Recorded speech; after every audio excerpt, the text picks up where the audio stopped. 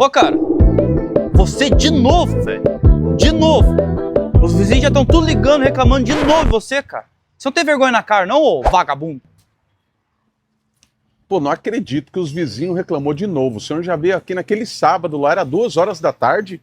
E hoje, final de semana, pô, cheguei do serviço cansado, quero tomar minha cervejinha, escutar meu som. E não tá nem tão alto assim para os vizinhos reclamar. Olha o tamanho da caixinha. É 2 caixinhas de som só. Eu não perguntei o tamanho da caixa de som. Não perguntei que horas é a última vez que eu vim. Tá incomodando sim e... Cara, eu nem vou levar isso, eu vou quebrar essa bosta. Não! Não, não! Não? Não, A senhor. próxima vez eu não vou quebrar o som, não. Tá? Vou quebrar a tua cara. Detalhe, eu vou quebrar o som na tua cara. Você que deixa eu voltar aqui pra você ver. Palhaço. Ai, pai, para!